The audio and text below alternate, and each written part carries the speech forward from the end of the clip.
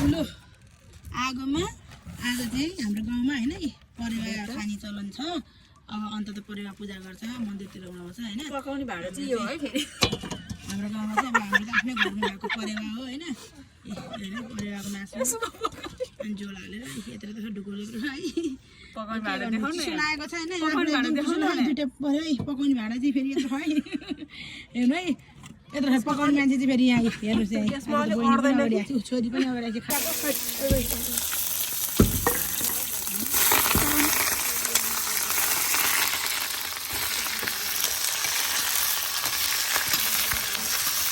परेको मासुलाई यति पऱ्यो यति त्यहाँ हालेको छ हामीले यति हालेको छ क्या आधी किलो छ होला धन्नु धन्नु होइन प्याज अहिले हामी पकाउँछ नि कस्तो मान्छे परेको मासु गाउँमा चाहिँ अब के भन्नु जाडो छ होइन परेको मासु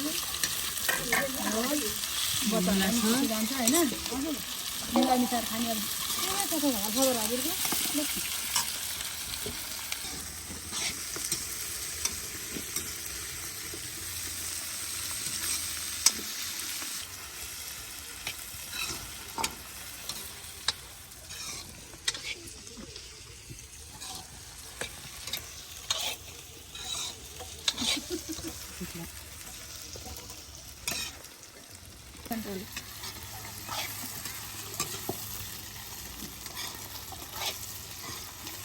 अझै के को मासु पकाएको हो परेवाको ए परेवाको सेतो परेवा यो त मुला हो ओहो कस्तो खाउँ खाउँ लाउने बनाइसक्यो अहिले त परेवाको मासुमा मुला मिसा असाध्यै मिठो हुन्छ। ए आज फर्स्ट टाइम हो मैले त्यो गर्न लगाएको म खाएन क्या अहिलेसम्म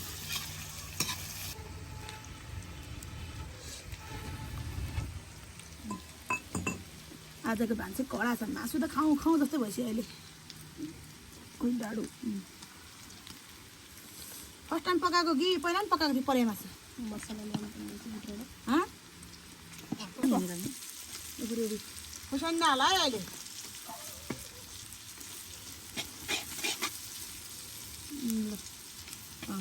आज त ढेँडो पनि होइन त यसलाई कोदाको ढेँडो कि मकै ढेँडो हो खाने कोदोको फापर कोदो मकैको ढेँडो हो भने कोदा ढेँडो हो ल कस्तो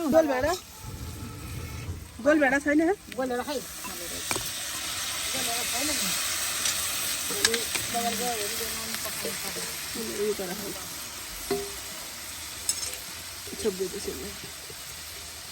गाउँघरको परेवाको मासु